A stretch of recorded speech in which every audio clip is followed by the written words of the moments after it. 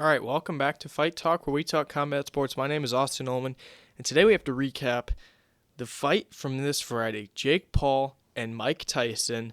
And might I add in there some other names, Shushu Carrington, Katie Taylor, Amanda Serrano, Mario Barrios. A lot of people to talk about on this card.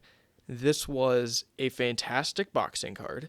Now, whether you left this event with a pit in your stomach or whether you left this event feeling really good, that probably depends on whether you came in with a pit in your stomach or whether you came in feeling really good. I had, 25, 30 guys maybe watching with me. Personally, I would have rather had those guys watching with me on Saturday night because I knew that fight would deliver. I was not sure exactly what we were going to see with Jake Paul, Mike Tyson. What I did know is that this was an 8-round, 2-minute per round fight with 14-ounce gloves.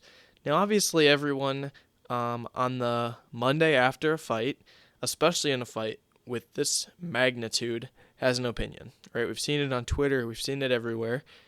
Opinions are flying around. I've heard all of the opinions today and this weekend after the fight. I've heard that Jake carried Tyson. I've heard that this fight was incredibly rigged and scripted. I've heard it all, and you guys have probably heard it all at this point. Some of those things may be true. Some may not be. But there are a few takes that I have and things I want to clear up about this fight. So, for those of you who have been watching boxing for a while and have tuned into the influencer scene, this is nothing new to you, right? We've seen this before. We watched Floyd Mayweather fight Logan Paul. We watched Mike Tyson fight Roy Jones Jr. We watched a lot of these fights, and it's fair to say not a single one you've left watching a better show than you expected, right? I would argue maybe the one fight was Jake Paul, Tommy Fury. That was a clean, good boxing match, close fight, high activity, high volume, high power, big-time shots. You felt like at some point in the fight, Jake was going to win, and then Tommy and back and forth. It was really good. It was controversial for some. I thought Tommy won clearly, so it wasn't too controversial. It was perfect. It was really perfect. Besides that, we've had a lot of fights. I remember hyping myself up for the Floyd Mayweather and Logan Paul fight. I remember hyping myself up for Mike Tyson, Roy Jones Jr.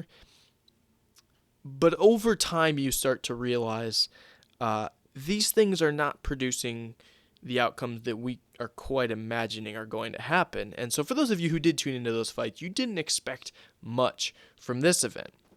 Now, what made this event so massive is that there's a lot of people who weren't quite drawn in by those fights, but were for some reason drawn into this fight. And a lot of people, a surprisingly large amount of people, including people that I watched with, thought we were going to watch prime Mike Tyson.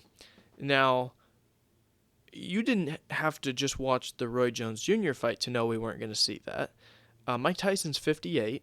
That was no surprise. The way he looked was no surprise. Even without the Roy Jones Jr. fight, if you watched the back half of Mike Tyson's career, specifically his last 4 fights, he lost 3 of those 4 fights. It wasn't a surprise what we saw. In fact, in his last fight that he lost against Kevin McBride, he said, "I can't disrespect the sport like this. I just don't have it anymore." And people said, "But what about that training footage from Mike? What about that training footage that I'm seeing? Is that like AI generated, or is he that powerful?"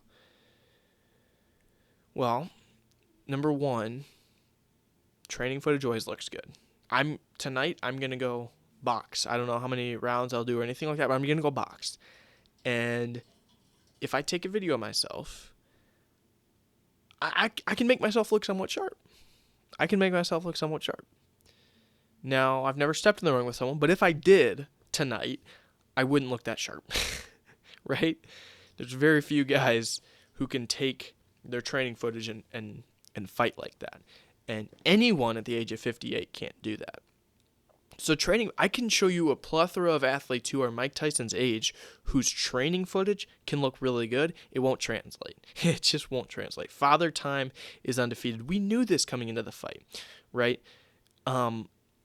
If there was anything that frustrated me the most about this event, it was that it was good and bad. It was good in the fact that I felt a lot of people coming in and enjoying combat sports this week, being ready for this fight. And it also was on the other side was like, please just wait until Saturday night and watch John Jones and Stipe Miocic, right? Or please wait for another fight that's going to be way better. Or please tune in for the co-main event, Katie Taylor and Amanda Serrano. Please watch the Mario Barrios fight. Please watch Shushu Carrington. But that's not the fight you want to see, I promise. And that's what happened. What do I specifically think happened? I can't be sure of this. I think Jake went in wanting to get a knockout. I think he lost the first couple rounds, trying to see what it was going to look like. I had this in Tyson's keys to the event. He had to go early, and he had to be unconventional early. He did that. It still didn't work out for him. For Jake, third and fifth round, he almost got a finish and really clocked him good. And I think he carried him through the rest of the fight. That's obvious. He wasn't even, he even said that, and he's certainly telling the truth. There's no reason he wouldn't be. It was obvious. He carried him through the rest of the fight. We've seen Jake's finishing power.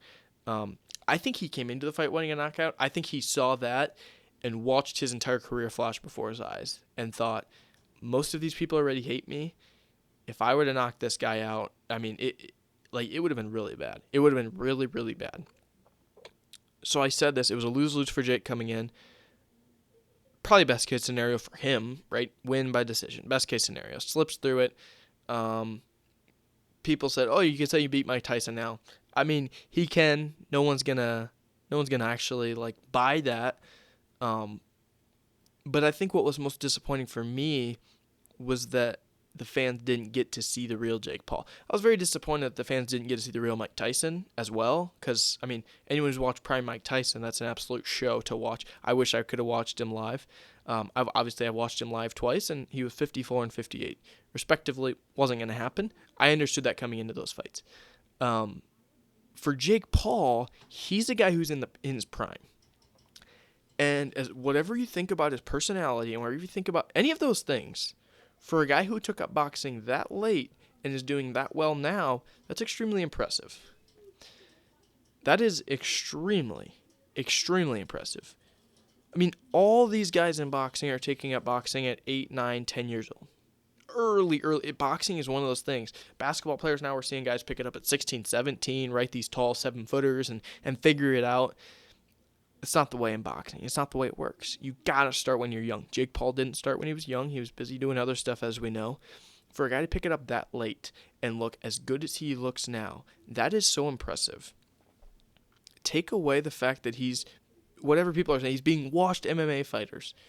You go beat a washed MMA fighter. You go train boxing for 2 years and go beat a washed MMA wrestler. I dare you. Those guys have been fighting for their whole, I don't care how they look in there. You go do it. Jake Paul did it. And you have to respect him for that. You have to respect anyone who steps in a boxing ring. And so what frustrates me the most is that we didn't get to see Jake Paul. That's not Jake Paul. Jake Paul knocks Mike Tyson out any day of the week, without a doubt, if he wanted to. Mike Perry knocked him out. Andre August knocked him out. Ryan Borland knocked him out. Tommy Fury fought him very, very close. To pick up boxing that late and to do that is so impressive. Even to beat those washed MMA wrestlers, even to beat stinking Ben Askren, you go work out for 2 years in boxing and beat Ben Askren right now. I dare you. I dare you, because you can't do it. That is so impressive. I'm not here to say he's going to be world champion. He's talking with Artur Beterbiev now. It's not good. It wouldn't be good. Right? There's a big difference there, without a doubt. And he's somewhat delusional in some of those things, and that's his job to say, I can become a world champion, or I want to become a world champion, whatever. I hope he tries, honestly. It'd be fun to watch. But this is the real deal, and we didn't get to see that. We didn't get to see the vicious uppercut, the vicious right hand, the really good left. We didn't get to see those things, which is really unfortunate, because this is likely the biggest stage he ever has, in my opinion. And for those of us that have watched those boxing fights against real boxers like Andre August and Rylan Borland, we're like, this dude he's good. He's got a natural-born right hand that is a killer, right?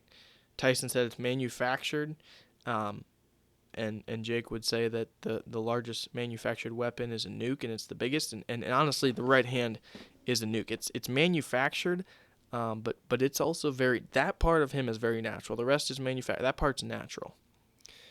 So that's probably my biggest frustration. For those that are saying that we got conned by this event or that this was rigged, I have no reason to believe that.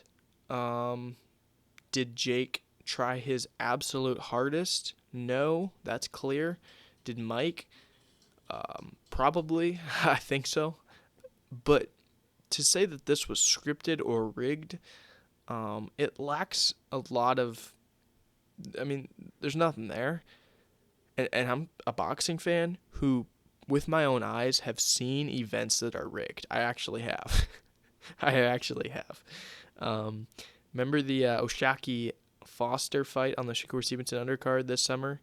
I watched a fight that was rigged. I've seen fights that are rigged. This wasn't one of them. And so to say, we can't let them do this, boxing, what are you doing? Come on. If you haven't seen some of these horrible judging and horrible scorecards over the last couple of years in boxing, and you're not going to say, but you think this is rigged and this is where you draw the line, stop it. The only thing you need to do is respect Jake Paul for not going harder on Mike Tyson. Honestly, that's the only thing that you need to do at this point. This wasn't, what's the definition of rigged? This wasn't rigged. We knew it was going to go this way. We knew Jake Paul was going to win. Heck, when this fight was announced, even I got caught up in the Mike Tyson drama. I thought maybe he has a chance.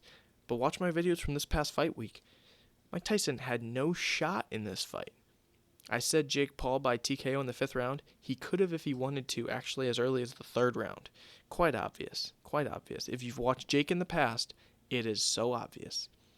But to say this event is rigged and that we got scammed, first off, you didn't get scammed. You paid your standard Netflix, you paid $7 maybe, or you just kept your normal subscription for this fight. You did not get scammed. That is not possible. If you paid $60 or $80 for this pay-per-view, then you can say you got scammed. And by the way, when you get to watch a show like that co-main event and the Mario Barrios fight and the Carrington show, when you get to watch those fights, you did not get scammed. I can promise you of that. Because that is the fights that you should have been tuning into. And my question to anyone else would be, what in the heck were you expecting? Genuinely, what were you expecting? Mike Tyson to just go in there and look like he's 30? Come on. This was clear from the beginning that this event was deep with really good fights, but that was not the one that should be piquing our interest in what the heck is going to happen. I could have told you what was going to happen, and I did tell you. So, we didn't get scammed. In fact, this was a lot of fun. We got to watch a really fun event. Top to bottom was really good. If I lived in Texas, I would have been one of the 70,000 people there. I would have went. It was a fun event. It was loud. There was still a lot of the normal Jake Paul type stuff that happens, and still some really good moments during this event. So overall, the event was a success depending on the mindset with which you came into the event with. And it all comes down to that, is what were you expecting from this event? And if you were expecting what Jake Paul would do was dominate Mike Tyson, you leave very happy. And that's with the fact that Mike Tyson did not get knocked out, but Jake Paul did win. If you were expecting anything else, I just can't help you. I hope it doesn't turn that section of boxing fans away. And when I mean that section, I mean the section that never watches boxing fights. And if it does, that's really unfortunate. And I would encourage you to tune in December 21st for the real heavyweight title of the world, Tyson Fury and Alexander Usyk. I would encourage you to tune into that because that will deliver. I can promise you that. We watched it deliver one time, and frankly, that's real boxing. And this influencer boxing, for anyone who watched Logan Paul and Dylan Dennis, you're used to this by now. If you watch Tommy Fury KSI, you're used to this by now. You have to set the bar low. But for people saying this is rigged, that's crazy. And for people saying that Jake Paul is not a good boxer, that's crazy. What's unfortunate is that we didn't get to see the best of anyone. We didn't get to see the best of Mike Tyson, and we didn't get to see the best of Jake Paul. And that's unfortunate. That's the unfortunate part of the event. Now, for Jake, it's best case scenario. For Mike, he's please just stop. Like he said afterwards to Ariel that he would think about going back in there. That'd be really, really unfortunate. You would hate to see that for him. This was the biggest event I've seen Twitter-wise. And when I mean Twitter-wise, I mean it's all my Twitter feed was. And typically my Twitter feed is just all UFC boxing to start with. But this drew in everybody. This one drew in everybody. I said it. I was watching with 25 or 30 guys probably. This was the biggest event since, certainly since Conor and Floyd, I would say. And it is really unfortunate that it seems like at this point, in order for a massive event like this to happen, we do have to have some kind of crossover or something like that. Will it be that way forever? Not necessarily, but I can promise you this. Like, what's the biggest fight we have right now? Just going with, after this past weekend, let's just say John Jones, Tom Aspinall in all of combat sports. John Jones, Tom Aspinall's not bringing in any of those fans that watched. It's bringing in, there's your diehard combat sports crowd, then there's your crowd of, like, tune in for the big fights, and then there's, like, nothing except for, like, Jake Paul, Mike Tyson. It'll bring in, certainly the crowd that, like, watches, like, the pay-per-views or like a couple pay-per-views a year certainly brings in that crowd because of John Jones, not because of Tom Aspinall.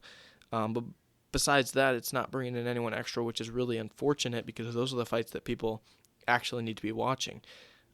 And so, yeah, it's tough. You want, like I said it before this event, I'm super happy that all these people are watching. Frankly, this is not the fight that you want them watching. It's just not, because we knew it was going to happen here. But this was massive, 70,000. 60 million households it was in, which think about with all the watch parties, that's a lot of people watching this fight. A lot of money was made off this event. If anyone didn't deliver, it wasn't Jake Paul or Mike Tyson. It was Netflix. They did not deliver. Hopefully they can get that figured out by Christmas Day, it is, I think, with the NFL game. And then Raw, I think they take over with and start there and potentially... we talked about it on the preview podcast, the UFC deal coming up. They could potentially be a player. It is interesting that you have this crowd of people who illegally stream every combat sports event because of the pay-per-view, and they always get to watch everything, and then the time that they actually pay for the event, they don't get to watch it. It was buffering the whole time. I was really disappointed in that, but again... I'm sure it's easy for people at Amazon and ESPN and whatever to say, oh my goodness, how could they not put that on? They've never put on an event with that many viewers, probably. So understand that it's not easy to do that, and especially when you're not used to putting on live events. So I'll give them the benefit of the doubt there. Personally, obviously, I was frustrated. Ours was good throughout most of the night. We missed... How'd that work? It was right after the Barrios fight that it started, and then we missed the first 5 rounds of Katie Taylor and Amanda Serrano. So that was really frustrating at the time, and that was such a great fight. Watched the back half of that fight, and it was so good. It was so good. What a fight. Seriously. Katie Taylor always is involved in wars. Serrano is a warrior, but not as much that type of fight style, and they both just engaged, and oh my goodness. Such good fighters. Give us that fight a million times over. That was so good. Probably the biggest, maybe ever, honestly, the crowd for a women's boxing match. Could be ever, which wouldn't be a surprise. That was so good. Really impressive. Again, really no breakdown for the fight itself that needs to be done. Tyson probably won the first round or two. He won the first two on the unofficial scorecard on the broadcast. After that, you could have got the finish. Carried him throughout the rest of the match. Yeah. What's next for each guy? For Mike, hopefully nothing. For Jake, I said it, the McGregor fight will happen within the next 2 to 3 years. I've said that. I stand by that. And then there's a ton of interesting matchups, and it's hilarious because right now, it's always been Jake doing all the call-outs. The only guys calling out Jake before were other, like, washed MMA guys. Otherwise, it's always been Jake, and then those actually coming to fruition. Now you're seeing it switch. You're seeing Jake say, I really don't need to call anyone out. You're seeing a ton of people call out Jake on Twitter right now, and that's pretty awesome to see. People from I Show Speed and Artur Beterbiev and all these people. And so Jake mentioned the Canelo fight. Ariel brought it up. But there's a lot of things that could happen now. If the Artur Beterbiev fight happened, that would be insane. Like, Beterbiev is such a stud and would destroy him, I think. But imagine that. That would be fun, because that one you know that it would deliver. And Beterbiev would not carry Jake Paul under any circumstances. I promise you that. So that would be crazy. He would get his world title fight that way. Oh my goodness. That would be insane. That would be so good. But otherwise, there's tons of influencer fights now. And if you're KSI, I'm surprised KSI hasn't thrown his name back in the hat yet, because there's a lot of influencers calling him out and a lot of fighters calling him out. And the tides have turned. Jake Paul doesn't have to call anyone out anymore. People are going to be calling him out all the time now. Will this change the direction of Jake Paul's career? Not in a huge way. All the people that are diehard boxing fans were already watching Jake every event, and all the people that were way off weren't going to watch regardless, unless it was like Mike Tyson or maybe Conor McGregor or something. Which, again, the Tyson just, if it was like McGregor, again, there'd be no carrying whatsoever, without a doubt. There's no doubt in my mind. We would see a knockout in that fight. Like, seriously. So, yeah. A lot of options for Jake Paul. Tons of options for him. Not sure exactly which direction he'll go. Personally, watching this, I was like, man, I kind of missed this was a great event. I was like, I kind of missed the 1,000-seat venue in Orlando fighting against Andre August right now. So I'd be okay if you went back to the small-time boxing route, because I think we could gain fans because of it. I think we would get more watches on a fight like that now after fighting Mike Perry and Mike Tyson. And then people could watch Jake Paul, the showman Jake Paul, because this was a different Jake Paul. And maybe he didn't do anything differently. But every Jake Paul fight we've seen in the past, he's the A side. He's the guy putting on a show. He's walking out to Christmas music, or he's doing all these crazy things. Here, he was doing some crazy things, not quite as much, but Mike was the guy. It's so surreal to see Jake Paul not the A side showman. That was crazy to see. It was really interesting. He comes out with the car and all these things, but it was Mike Tyson that everyone was watching for. And so it was weird not to see him be the main guy. And so I think now, because of this fight, it would be interesting to see him go back to showman Jake Paul fighting a random amateur boxer and show off those boxing skills and get another massive knockout. I'd be okay if he went that route again. Again, outcome-wise, this was all right. Mike Tyson didn't get knocked out, and the better boxer won. Will these people come back to watch more? I'm not sure if they will. Again, the crowd that never watches, what fights would get them out? I mean, maybe Jake Paul McGregor. But if you look at other names, there's no, I mean, if they're not watching Fury Usyk, if they're not watching Jones Aspinall, then they're not watching any combat sports. There's no Sean O'Malley Taporia. There's no fight that could do it. There's a few names: Jake Paul, McGregor, and there's really no other past fighters besides Mike Tyson. We've seen Floyd Mayweather. Besides Mike Tyson, it's not going to be Tyson. I can't think of another fight right now. And if it was Jake Paul McGregor, I can see some of those people saying, oh, we've seen it already. We've seen it already. Now, it'd be massive, but I think a lot of people say we've seen that already. We don't need to see that. There's really no other names in combat sports that come to mind. But, yeah. Listen, the memes are funny about Jake Paul fighting whoever next, Joe Biden or whoever. All these people are making jokes about what old person is going to fight next. It's funny. I'll give it to you. Guy's a great boxer. If you don't believe me, go in there and fight him. What will this event look like in 20 years? It's a great question. Awfully forgettable would be my guess. Awfully forgettable. In the landscape of Jake Paul's career, I think there's going to be bigger wins for him out there just because coming in, people would say, oh, if he can be Mike Tyson, like, that's the real. But all the people who actually watch the Mike Tyson in there are like, that's not Mike Tyson. So, in 20 years, I don't think it affects Tyson's legacy much. I still think he's known as the killer. Now, if he gets back in there one or two more times, I think it's sad because I think you have a whole new generation of people watching Tyson now who that's the only Mike Tyson they know. I mean, think about the person my age who's watching combat sports for one of the first times who heard about Prime Mike, but now only gets to watch this Mike Tyson.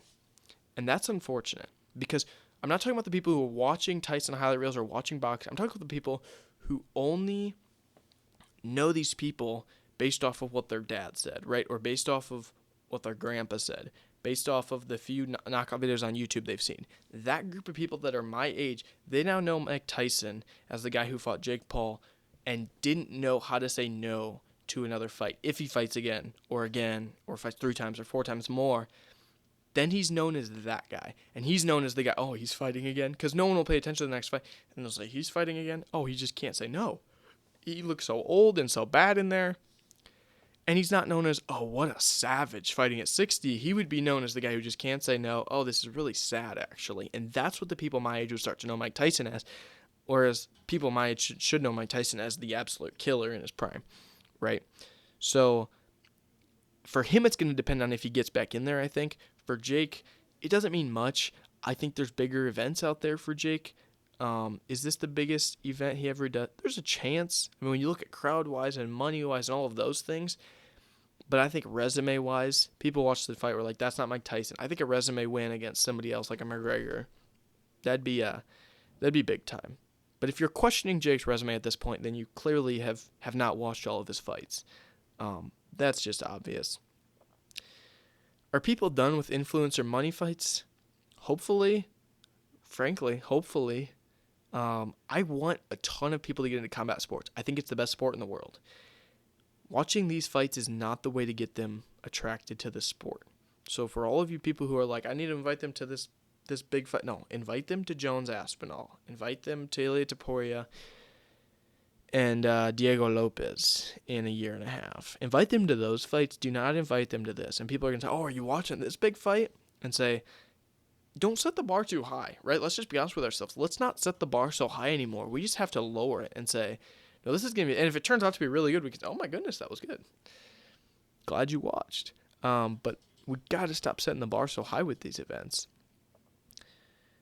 I mean, like, the question is how many times can that group be fooled? I think us as intense combat sports fans aren't fooled anymore. But the question is, that group, how many times can they be fooled before saying, this is, I'm not even going to, I won't fall for this anymore. And frankly, I mean, does an event like this, does it turn people into a boxing fan? And the answer is probably not. But, you know, hopefully, there's a few people out there that watched Katie Taylor and Amanda Serrano and said, whoa, I got to tune into this sport on some more weekends. Because this is awesome, right? Hopefully there was a few just dudes watching this fight at a watch party. They don't usually watch it. Usually guys that usually watch football and those other sports and say, whoa, I got to tune into this. Not because of Mike Tyson and Jake Paul, but because of that fight. That was vicious. And I got to see more of that. Hopefully that's what happened. Are these money influencer Jake Paul fights getting more people into every weekend boxing? No. No, they're not. So, yeah. The event itself, listen, fantastic event. Right? We had Shushu and Dana Coolwell start us off. So that was a great fight. Shushu absolutely dominated. He was throwing all the shots from all the angles. He has a fantastic left hook. There was times where Coolwell actually came back. There was a closer fourth round, but Shushu got knocked down in that round. Massive body shots, massive left hooks, and elite head movement. That's the best part of Shushu's game right now is his head movement. That is very natural and it looks very good. So Shushu is a star in the making. I thought it was a good idea to put him at the beginning of this card because my idea was I'll watch Shushu and then go get supper or something. And after watching Shushu, my eyes were glued and I couldn't leave the event. So that was good job by MVP there. He won 8 rounds to nothing on every single scorecard. Barrios Ramos, I mentioned it, heck of a fight. I mean, that was the fight that you're like, man, I hope people are watching this because, and I was watching it with people and people were going crazy for that fight, and these people didn't know Mario Barrios 20 minutes before the fight. Now all of a sudden they're massive fans of these two guys, and they want to know. And it was coming off a fight that was a good fight, but it was an influencer fight, and I was like, I gotta see just a good old-fashioned slugfest here, and I need these people to see it. And that's what we saw in that. That was a fantastic fight, so good. And hopefully people see fights like that and say, I want to tune into that every weekend. And then obviously cater to Katie Taylor and Amanda Serrano. So Serrano suffered the massive cut. Doctor came during the 6th round. They stopped it. Doctor looked at it. I thought the doctor was going to call it. Did not. It ended up going the distance and was a very close fight, an absolute war. But Katie Taylor ended up winning. A little bit of controversy. She had a point deducted at one point.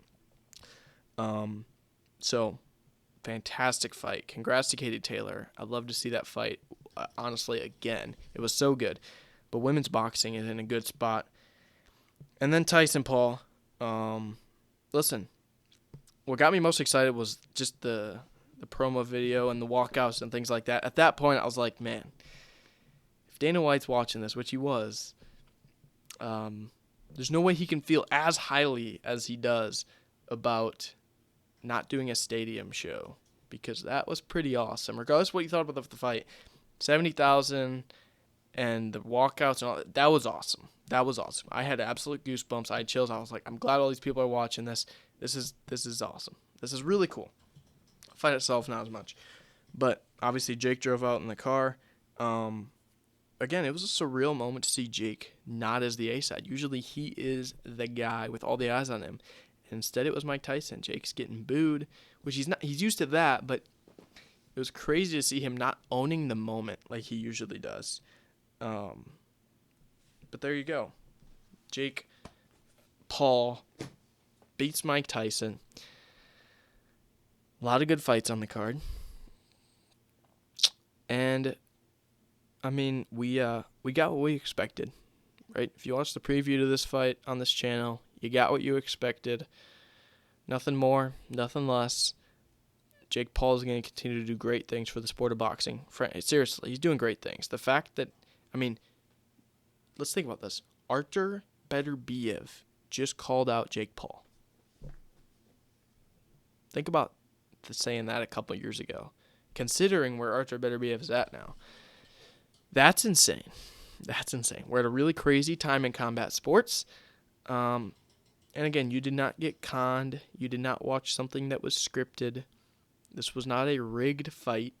You watched a guy who hurt a 58-year-old and decided that he didn't want to finish him in the fight and had to work that balance between understanding that he was still in there with Mike Tyson and then just jabbing him and not knocking him out. That's what you watched. There's no question about it. That's what you watched. In a week, no one will remember this fight. for the casuals that tuned in. But we will be here, and we will be up at 5 a.m. next Saturday watching the UFC event, Figgy and Peorian. But that is your recap for the Jake Paul, Mike Tyson fight, the highly anticipated fight. Hopefully, we gain some boxing fans this weekend. Hopefully. But for now, that is all I've got. This is Fight Talk, and my name is Austin Ullman.